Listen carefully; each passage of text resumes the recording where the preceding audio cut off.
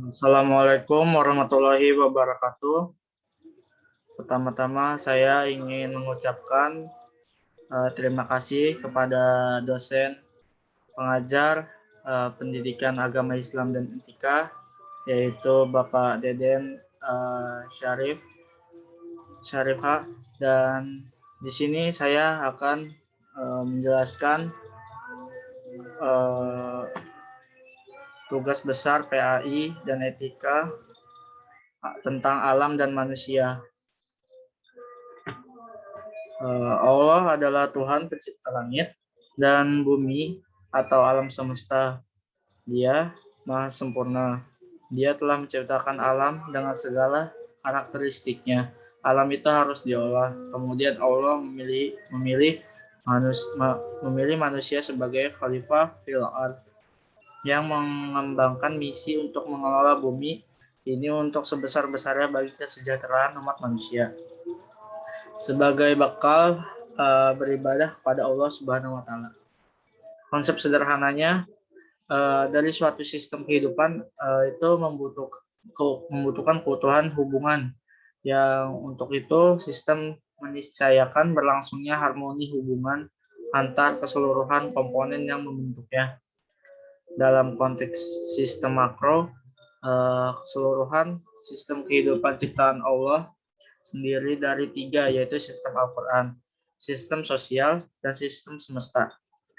3 komponen sistem ini sesuai desain Allah telah diciptakannya dengan peranan yang jelas dan harmoni hubungan antar ketiganya.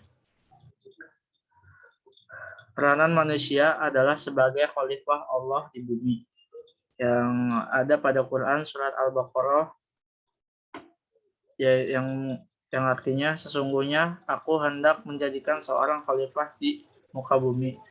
Peranan alam semesta adalah sebagai sumber daya untuk mendukung keberhasilan kekhalifahan manusia, dan peranan Al-Quran adalah sebagai petunjuk bagi umat manusia dalam melaksanakan tugas-tugas kekhalifahannya.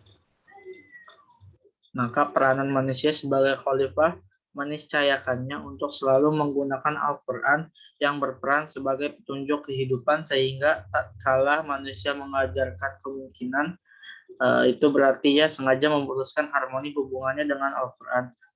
Maka hal ini sesuai formula kehidupan di depan pasti akan mencelakakan hidupnya. Saya akan pertama-tama membahas tentang arti dari manusia. Manusia merupakan makhluk Allah Subhanahu wa taala dalam sebaik-baik bentuk. Di samping itu manusia dibekali dengan ilmu dan akal serta kemauan. Dengan demikian dia punya kapasitas sebagai khalifah Allah di bumi. Maka itu semua ciptaan Allah di langit dan di bumi adalah untuk manusia. Setelah Allah menciptakan manusia, tanah dan tanah selanjutnya dia menciptakan manusia setelah Adam dari saripati tanah, lalu berubah menjadi air mani yang disimpan di rahim, lalu tulang belulang itu dibungkus dengan daging. Akhirnya Allah menjadikannya makhluk. Yang kedua atau B, saya akan menjelaskan tentang manusia dari alam ke alam. Manusia akan melalui berbagai alam atau hidup dalam tahapan-tahapan yang pasti dilaluinya. Ada 4 tahapan yang harus dilalui manusia, yaitu yang pertama alam kandungan, yaitu manusia itu masih dalam kandungan ibu. Yang kedua alam dunia, setelah manusia itu lahir dari kandungan sang ibu dan hidup. Dan yang ketiga alam kubur atau alam barzakh, setelah manusia itu wafat, maka tahap selanjutnya ia akan dikuburkan dan mengalami perpindahan ke alam baru lagi, yaitu menempuh alam kubur. Yang keempat, yang terakhir adalah alam akhirat. Perjalanan terakhir yang ditempuh oleh manusia adalah kehidupan alam akhirat. Alam akhirat ini merupakan tempat bermukim yang paling kekal selama-lamanya, yang terdiri dari surga dan neraka. Setelah itu tidak ada lagi alam yang lain lagi dan di dalam Al-Quran. Yang ketiga saya akan menjelaskan tentang istilah dari manusia. Secara etimologi, Istilah manusia di dalam Al-Quran ada 4 kata yang dipergunakan, yakni insan, dan unas. Al-Bashar, Bani Adam, Zuriyat Adam. Karakteristik manusia pada umumnya dapat dilihat ketika manusia mendapat musibah.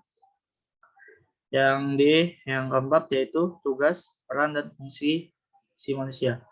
Tugas hidup manusia sebagai Abdullah merupakan realisasi dari mengumban amanah dalam arti memelihara beban atau tugas-tugas kewajiban dari Allah yang harus dipatuhi.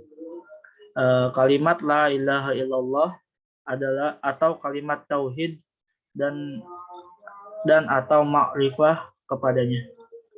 Sedangkan khalifah Allah merupakan realisasi dari mengemban amanah dalam arti memelihara atau mengoptimalkan penggunaan segala anggota badan, alat-alat potensial atau potensi-potensi dasar dari manusia guna menegakkan keadilan, kemakmuran, dan kebahagiaan hidup.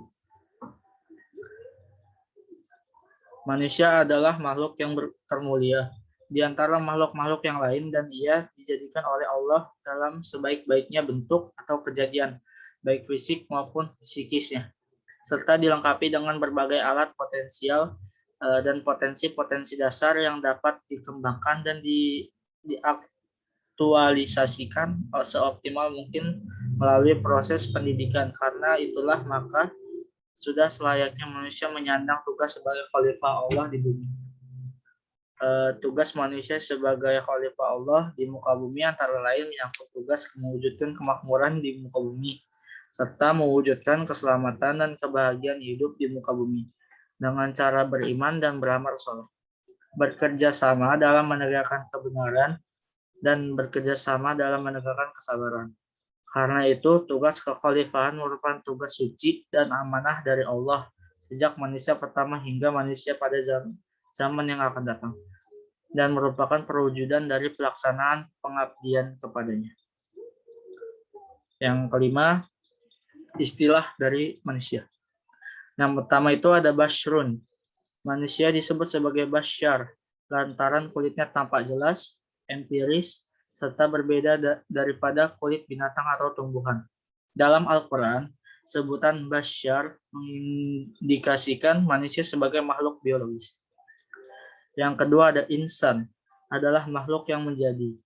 Ia terus-menerus menuju kesempurnaan.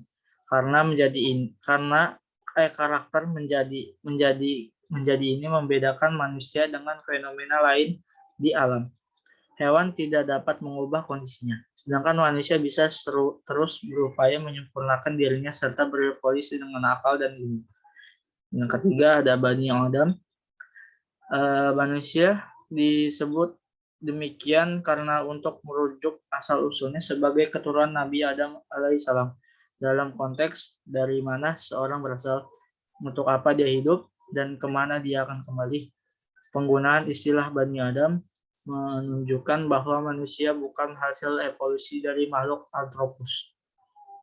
Yang keenam ada sifat dasar manusia.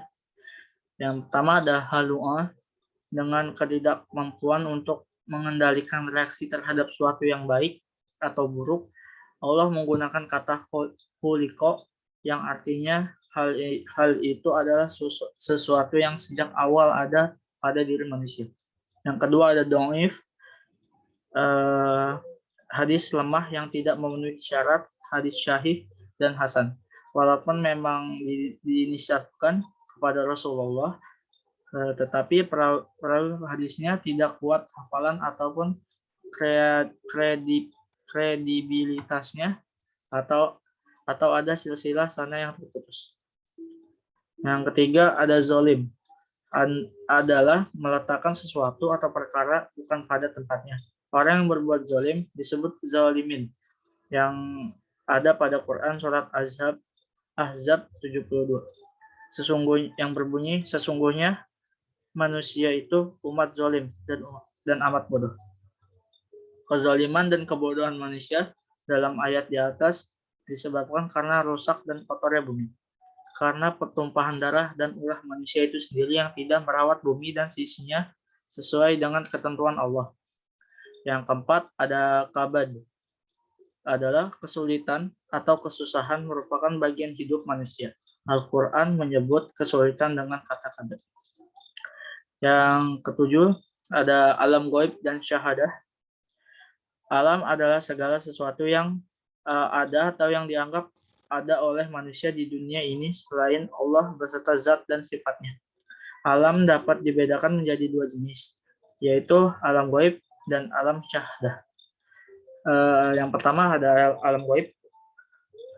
Gaib menurut bahasa berarti yang tidak tampak. Allah lah yang paling mengetahui kedua alam tersebut.